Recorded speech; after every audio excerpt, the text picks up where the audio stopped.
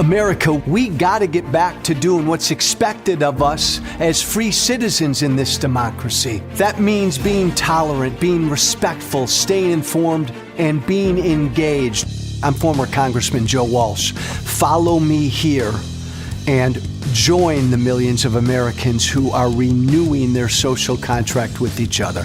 The social contract, it's on us.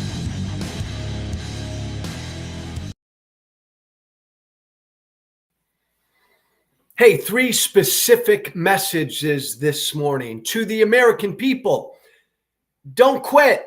You're making a difference. To President Trump, fuck you.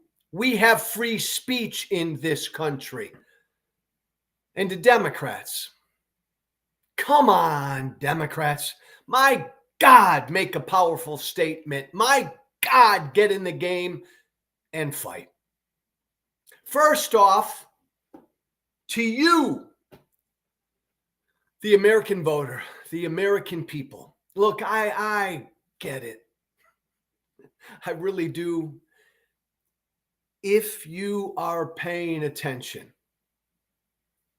day to day to everything that's going down, to everything that Donald Trump is doing, if you're paying attention every day to everything Trump is doing, to everything Musk is doing, if you're really paying attention, you can't help but get down. I get that.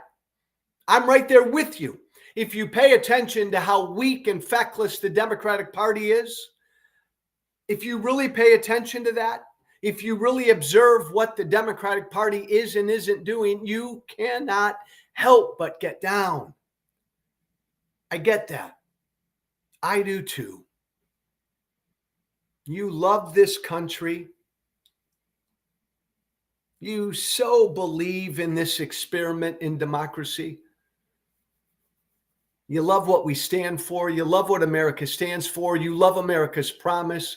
And you believe, like I do, we just elected a guy who's the very thing our founding fathers feared. He's only been in office for 6 weeks. And look at all the damage that's ensued. I get it. When you really think about it, care about it, you can't help but be down right now. I get that way every single day. But I'm here to tell you this morning, going to give you a little glimmer this morning, a little hope this morning, a little pat on the back this morning, a little giddy up, a little, come on guys, go. We're doing it. We're making a difference. I'm going to give you some hope this morning. I'm going to give you some encouragement this morning. You are making a difference. We're making a difference. Doesn't always feel like it. And we've been down now, right? He was elected, 2.5 months ago? He's been in office 6 weeks. Man, it's been a roller coaster, but slowly but surely the American people are waking up and rising up and pushing back. We're making a difference. And all you have to do is look at right now, this morning, what House Republican leadership is telling their members.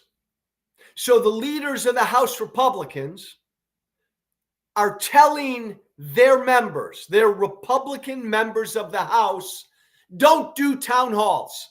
Stay away from your voters. Stay away from your constituents. Hide.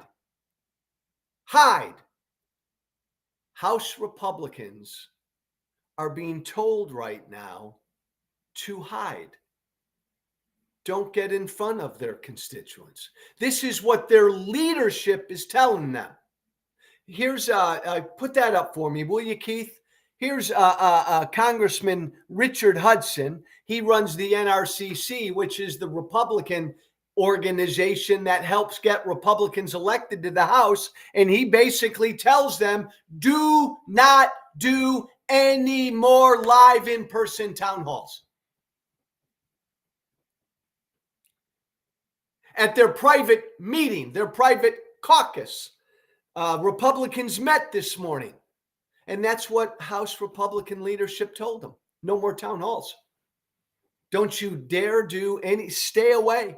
Think about that for a minute. Stay away from your voters. We're only 6 weeks in, gang, and already House Republican leadership is telling their Republican members of Congress to stay away from their voters. Why? Why would they do this? Why would they say this? Because their voters are raising a stink at these town halls. Every day for the past 2 weeks, we've seen videos go viral of Republican senators or Republican House members holding a town hall, and undoubtedly a voter, a constituent at that town hall gets up and expresses his or her displeasure with what Trump is doing, with what Musk is doing, with their neighbor getting fired, with veterans they know getting fired, with people they know getting sick, with people they know who have cancer treatment being denied, all the rest, with their husband, their wife, a federal employee who works in their community. Because remember, you're smart, American people. You know that 4/5 of all federal employees do not work in Washington, D.C. They work out here in the country. And at every one of these Republican town halls, voters are growing increasingly upset. And they're asking their members of Congress questions. Why aren't you doing something about Trump? He's not a king. Who is this Elon Musk guy? How come Elon Musk gets to just fire a bunch of people? I thought that was Congress's job. They get to shut down agencies. My sister worked for USAID. Her husband's a veteran. They both lost their jobs. Republicans are being bombarded with questions like this at these town halls. And the beautiful thing about these questions is they're being filmed, right? Phones. We all got these phones, right? And these videos are going viral of these Republican members of Congress shrinking and quaking and not knowing how to respond and ultimately leaving. Did you see the, who was it? Roger Marshall, Kansas Republican senator, last night asked a question by a veteran. Why are you letting veterans go? Veterans are getting fired left and right. So many veterans are federal employees. And this Senator Marshall from Kansas wouldn't even answer the question and just laughed. And now we have it. The instructions now from Speaker Johnson and the other Republican leaders, forget about it. No more town halls. Don't you dare get in front of your voters, your constituents. Stay away. So good job, Americans. Good job, American people. You're making a difference because you've stood up, Republican, Democrat, conservative, liberal, independent, whatever you are at these town halls. And these are happening, by the way, MAGA. These are Republican town halls. Hosted, they've been the past couple of weeks by Republican members of Congress in Republican districts. These are Republicans standing up, asking questions, expressing displeasure, confusion. What in God's name? There was a Republican in Georgia at a town hall last week that said, I don't understand. Everything's happening so fast. Who gave Elon Musk the power to do all of this? And of course, the Republican congressman couldn't answer the question. These are concerns being expressed by Republicans in these districts. And it's making a difference. It's making a difference. You and me who feel beaten down every day, we're making a difference.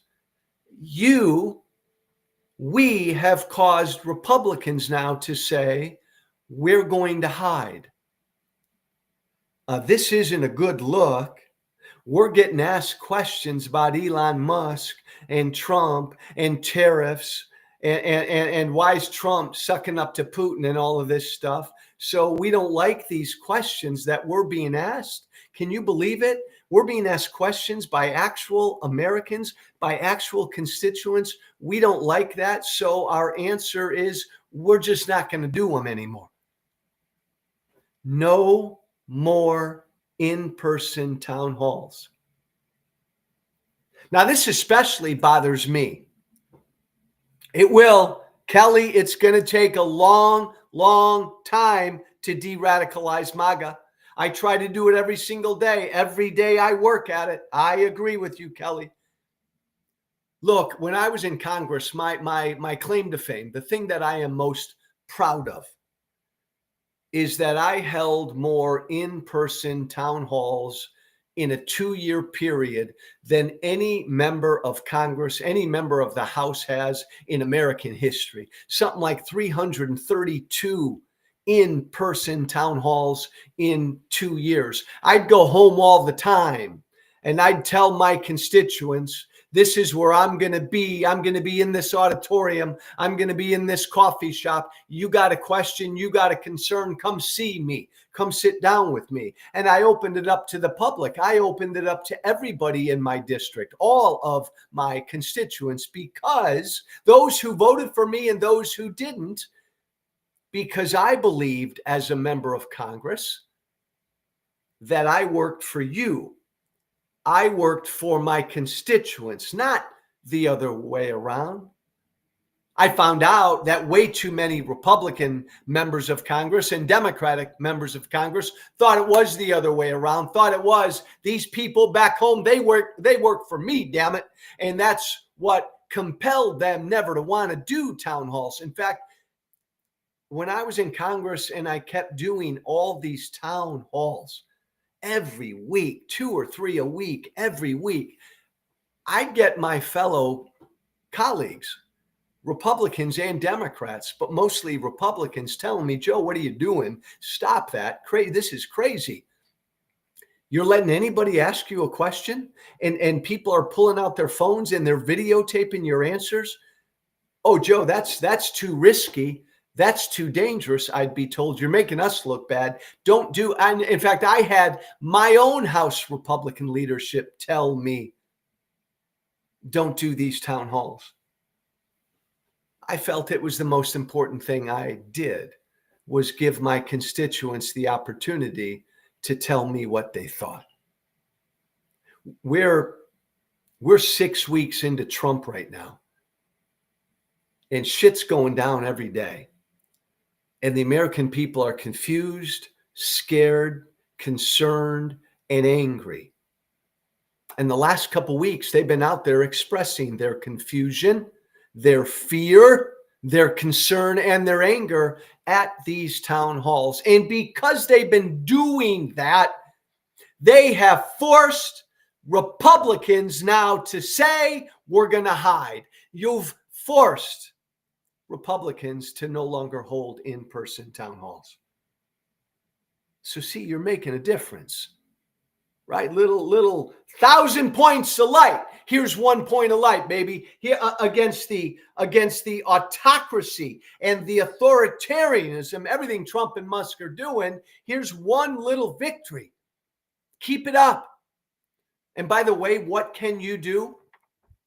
What can you do, everybody listening to me right now? Contact your Republican member of Congress, your Republican senator, and tell them, damn it, you work for me.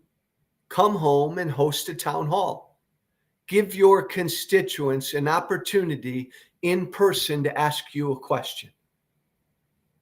Don't let Republicans hide. Word's out. Speaker Johnson has told them, no more town halls. Don't accept that. American people, don't accept that. Here's your to-do for today. You got a Republican congressman or a Republican senator, email, call their office. Tell them to get back home, get into their district, and hold a town hall in person. Face the music. Face their constituents. Face the people that they work for. That's your to-do. Contact your Republican members. Demand that they hold in-person town halls. Hey, don't let them hide. This is way too important right now. We're only 6 weeks in.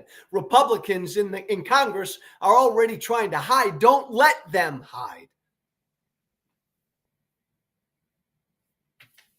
And by the way, if you're represented by a Democratic member of Congress or a Democratic senator, your to-do today is to call them and tell them not to go to Trump's speech tonight. I want to say this again, just one more time again. Tell your Democratic member of Congress, your Democratic senator, don't attend Donald Trump's joint address to Congress tonight. Don't do it. Don't go. Tell your Democratic member of Congress, your Democratic senator, to rise up, get some balls, get some courage, make a statement. You're an opposition party. This guy's not normal. Don't give him an audience. What he's done in 6 weeks is not normal. What he's done in 6 weeks is a threat every single day to the guardrails in this country and a threat to the world order. We have a president right now who's standing with Putin and standing against the free world. We have a president right now who every single day is engaged in unconstitutional activity. Don't normalize that. Don't give that an audience. Boycott his speech, Democrats. There's talk and there are rumors that the Democrats are huddling. They've come together. What do we do about Trump's address tonight? Maybe we disrupt it. Maybe we yell, "You lie." Maybe we jeer him. Maybe we bring noisemakers. Maybe we all get up and walk out. Maybe we yell at him. Maybe we make a scene, blah, blah, blah, blah, blah. Stop all of that. That's unserious shit. That's small shit. That's silly shit. Democrats, that's just going to make you look small. If you go to Trump's address tonight and you yell at him, or you jeer him, or you swear at him, or you like blow whistles or horns or whatever, Democrats, you're going to look really small. Look, he's got a big platform tonight. You can't compete with that platform. He's up here. He's behind the podium up here in that chamber. I've sat in that chamber. You're way down there. You're one of many way down there. Anything you do to try to disrupt him, you look like a child. You can't compete with the platform he has tonight. So don't try. The Dems should skip it, citing the last time Trump was involved in a joint session of Congress. Thank you, Keith. Exactly. The Dems should skip it. Absolutely. If you go, Democrats, and you try to make him look bad, you will look bad. You will just, and you'll help him. You'll feed him. You'll make him look bigger. That's exactly what he wants. He wants Rashida Tlaib or AOC or somebody out there yelling something really ugly that will help Trump. Just skip the whole thing altogether. And by the way, that will hurt Trump. Trump lives on attention.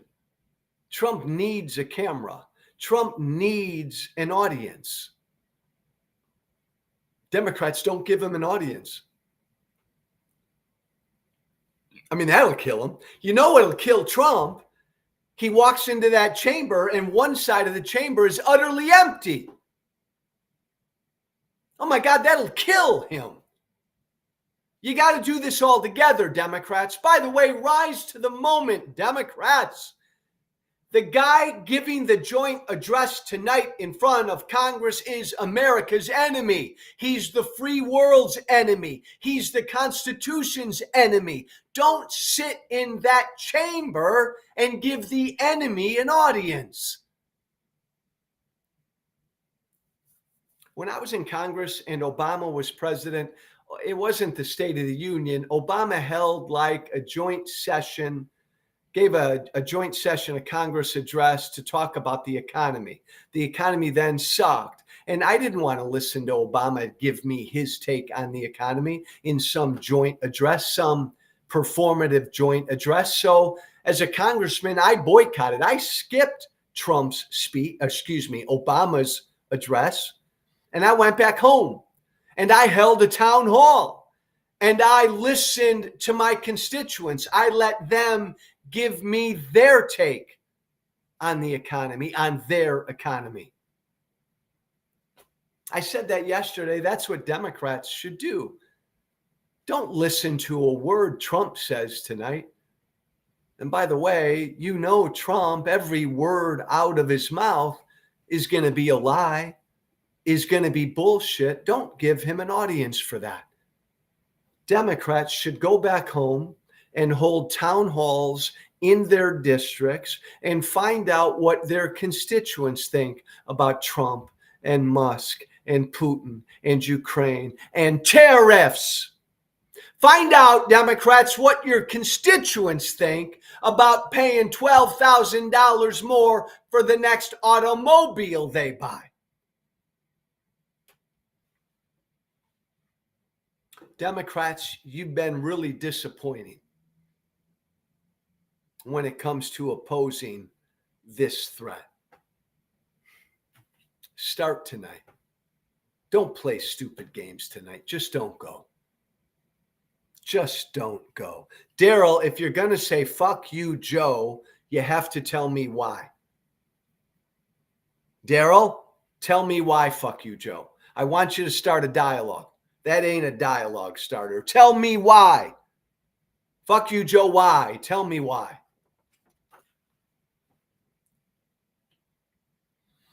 My message to Trump. Fuck you. And here's why, Trump. Because we have, by the way, Daryl, take a lesson, right? Daryl just sent me a message, fuck you, Joe. He wouldn't tell me why I should fuck myself. Always give a reason. Here's my reason to Trump. I'm telling you, fuck you, Donald Trump. And the reason I'm saying that is because Donald Trump doesn't believe we have free speech in this country. And damn it, we do have free speech in this country. And I will defend free speech in this country, no matter what Donald Trump thinks of free speech. Did you see what Trump posted this morning? Keith, you got that? Unbelievable. No, it's not unbelievable. I caught myself. Why do I say unbelievable? Here's Trump this morning. Truth, whatever. All federal funding will stop for any college, school, or university that allows illegal protest. Agitators will be imprisoned or permanently sent back to the country from which they came. American students will be permanently expelled or, depending on the crime, arrested. No masks. It's the President of the United States saying that he's going to imprison people who protest. He's going to expel students who protest. He's not going to allow protest. By the way, what the hell is an illegal protest? A protest is legal. A riot is not legal. Breaking the law is not legal. Occupying a building is not legal. Threatening, bullying, and harassing other students is not legal. That's not protest. Protesting is legal. There's no such thing as illegal protest. This is Gotta say it again. Thank God we don't have kings in America. Donald Trump does not have the power to determine what's a legal or an illegal protest. Donald Trump doesn't have the power, the authority to shut down protests in this country. We have a First Amendment in this country. We have free speech in this country. Donald Trump doesn't have the authority to cut off federal funding to colleges and universities that abide by the First Amendment. Donald Trump doesn't have the authority to imprison students who protest, to expel students who protest. Donald Trump doesn't have the power, the authority to tell students they cannot wear masks when they protest. We don't have kings in this country. We are not ruled by kings in this country. I am off the charts pro-Israel. A lot of my fellow pro-Israel folk who live in Israel, God love them for their position on Israel, they don't understand free speech in America. I got a bunch of Israelis who have been retweeting Trump's post this morning like this is a good thing. If you protest against Israel or Jewish students, we're going to kick you out of the country or throw you in jail. No, my Israeli friends, no. We have free speech in this country. You have a right in this country to peacefully protest in support of Hamas. I'm pro-Israel. I will defend any American's right to protest or march in support of Hamas. You have a right in this country to protest against Israel. I'm pro-Israel, but I will defend your right to protest against Israel. Too many of my Israeli friends don't understand this. We have someone in the White House, damn it, who wants to be a king. You got a right to be anti-Semitic in this country. I will, exactly, Air Sea Rail, absolutely. I will, put that up, Air Sea Rail. A year ago, Joe was hammering on the anti-Semites on college campuses. Hell yes, I will criticize anti-Semites on college campuses. Here's the deal, Air Sea Rail. See if you can follow me. You have a right on a college campus to be an anti-Semite and praise Hamas. And I will defend your right to protest on a college campus, to be an anti-Semite and defend Hamas.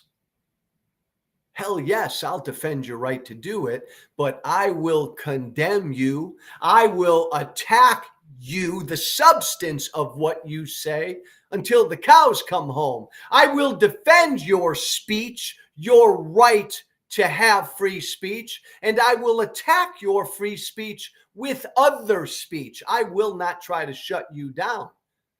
But yeah, I'll go after what you say. You want to praise Hamas in this country? You got every right to do it.